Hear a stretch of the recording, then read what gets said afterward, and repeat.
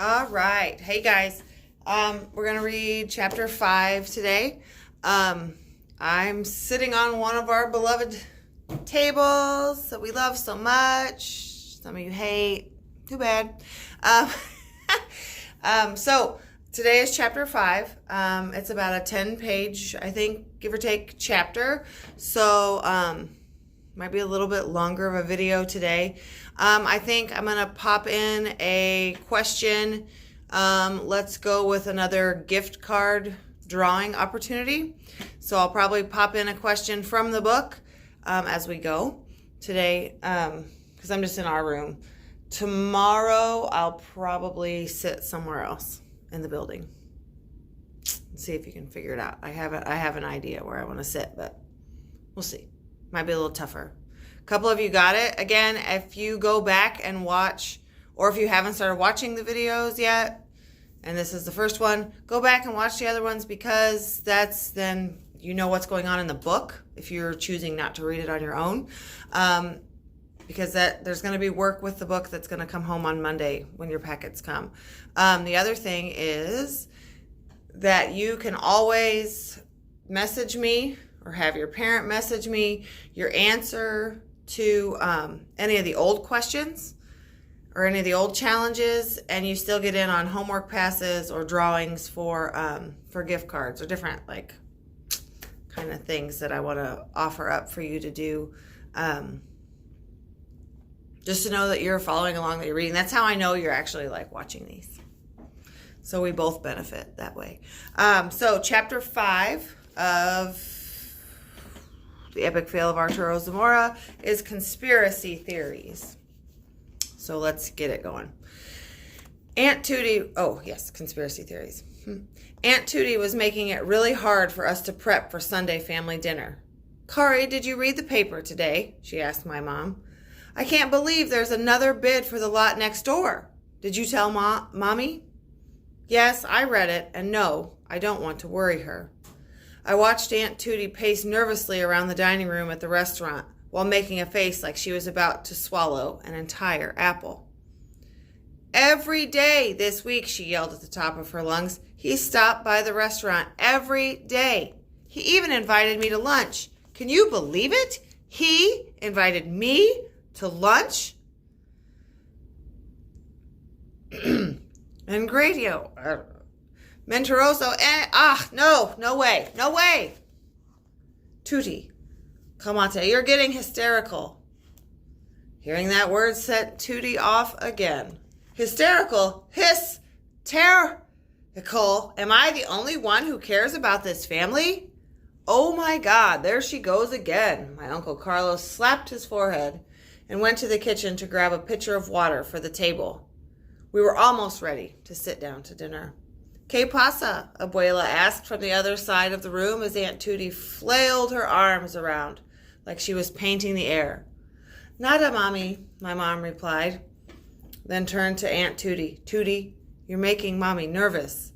You need to sit down. We'll discuss this at the table. Fine, but it needs to be addressed. Dang, she gets so Don't say that, the family yelled out before Brian could finish. Carmen couldn't help but giggle. Let's both yell hysterical at the same time and see what she does. That could be really dangerous, I said. There's a ton of people in here, and Aunt Tootie likes using her hands a lot. Like me. Aunt Tootie shook her head while my cousins tried to get her to calm down. Who else put in a bid, Mom? I finally asked. You don't need to concern yourself with it, Arturo. Go and wash up. We're eating in 10 minutes. My mom put the newspaper on the hostess stand and went back into the kitchen to finish prepping. Before I left to wash up, I glanced at the paper and saw what Aunt Tootie was talking about. What does it mean? Carmen asked behind me. It means La Cocina de Isla isn't the only business that wants to build on the lot next to the restaurant. Who else wants to build there? I showed the paper to Carmen. On the cover was a photo of the man in the white suit. He was holding up a sign with the same fancy lettering as the store I'd seen earlier. The words Pipo Place were written in tacky gold cursive. We've been around for 19 years. No one deserves to expand more than us, Aunt Tootie yelled, trying to make eye contact with anyone who would listen. Hi, I can't believe I let him kiss my hand. I feel disgusting. Tootie, if we don't win the bid, we'll just have a new neighbor, that's all. My dad, Uncle Carlos, Martine, and Brian moved our tables toward the center of the restaurant to make one long table. Bren and Mop tried to help, but Bren somehow fell under a table, and Martine, a.k.a. Jabba the Chef, stepped on him. So Arturo's little friends help out, but Churroso just stands there watching. I'm helping Abuela, I told him. Must be nice, Martine taunted. Must be nice. Martine was such a hater. I shook my head and went to wash my hands. When I came out of the bathroom, I saw Carmen looking at the pictures on the wall. She smiled at the one of 9-year-old me standing alone, holding a basketball against my hip. My jersey was so big, it looked like I was wearing a dress. I played on the 11 to 13-year-old team, and that was the smallest jersey they had, I said, now embarrassed that Abuela had put the picture up in the restaurant. You've grown a lot since then, Carmen said, and my cheeks suddenly felt like they had a really bad sunburn. Back at the table, Vanessa carefully placed each drinking glass in exactly the same position.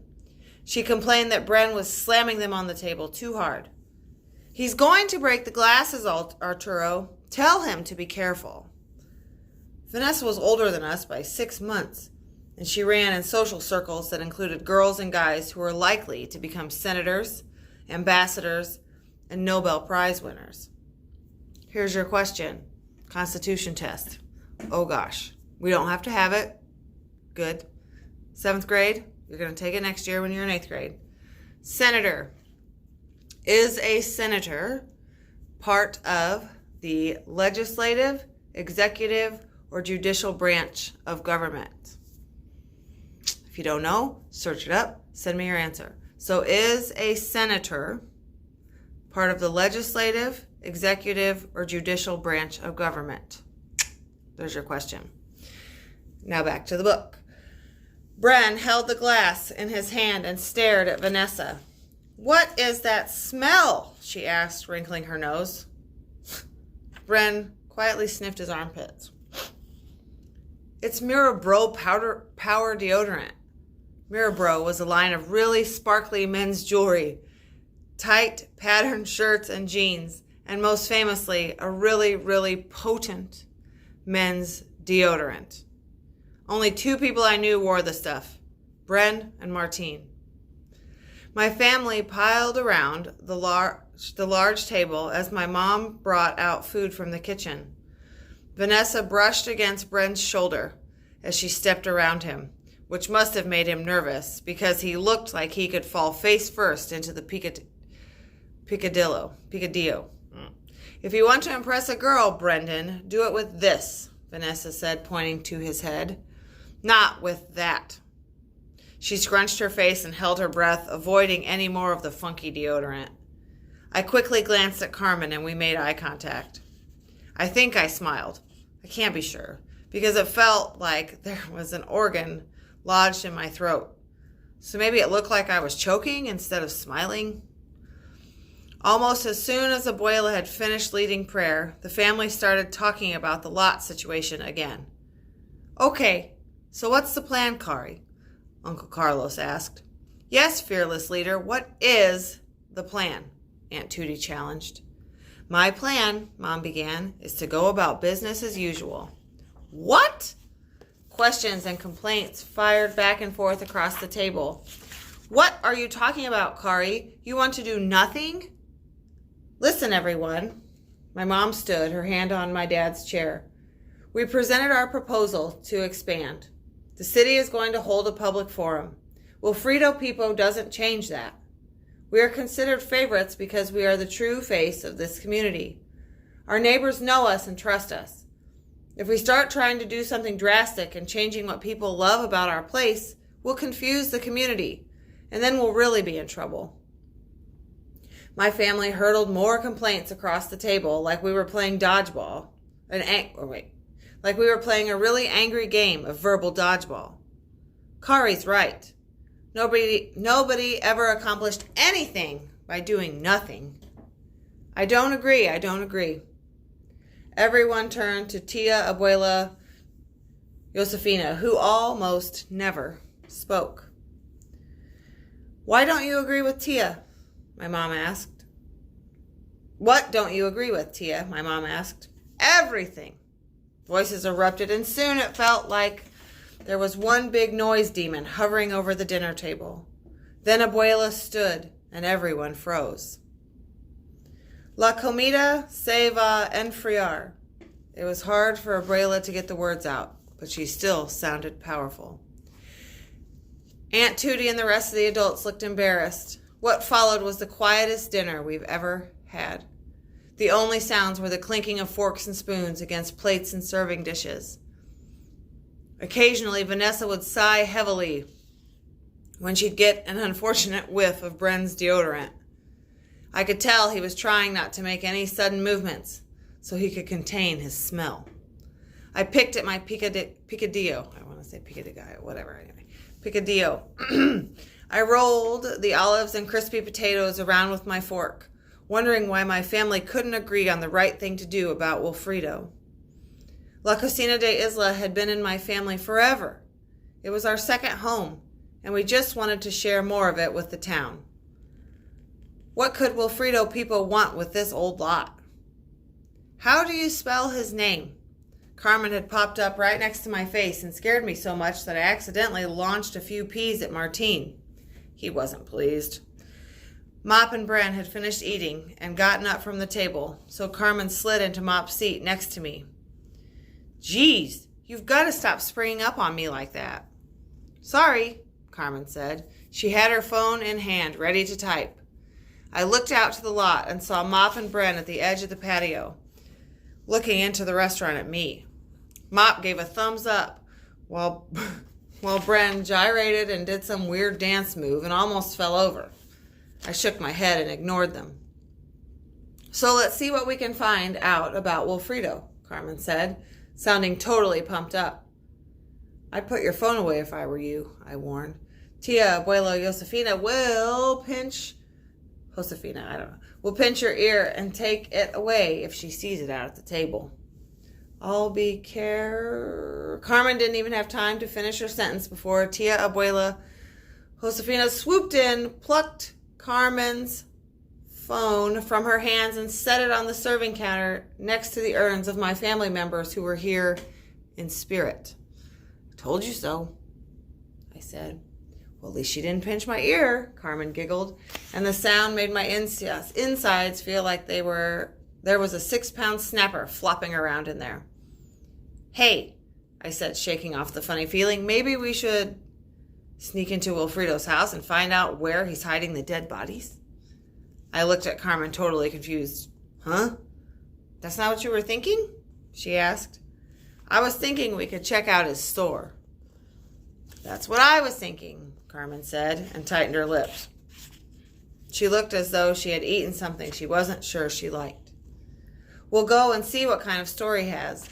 Maybe it will give us clues about what he plans to do with the lot if he wins. What if he's plotting a sinister takeover of Miami and we're the only ones who can stop him? Or, she leaned in close, squinted, and whispered, what if he's an alien sent down to probe us before the invading army attacks and eats all of our brains? I stared. Or, he wants to expand his business into the lot because it's a popular location. Or that. So, Carmen continued, what's the plan? We'll go to his place together. Okay, bring your best disguise, she said, like it was the most normal thing in the world to say. Why? I asked. Because we're going sleuthing. Carmen jumped into her original seat when Mop came back inside. He gave me a wink and a nudge, and I could feel my cheeks burning. To make matters worse, I looked over at Abuela, and she was watching me with a sly smile. She raised her eyebrows up and down like she was in on a joke I didn't get. Later that night, after everyone had gone home, I stayed awake in bed, wondering what on earth Carmen meant about wearing a disguise. All right, about 15 minutes, so not too bad, and I jabbered for 3 of them. So, give me your answer to what branch of government a senator is part of, and that'll put you in for the gift card. See you tomorrow. Bye, guys.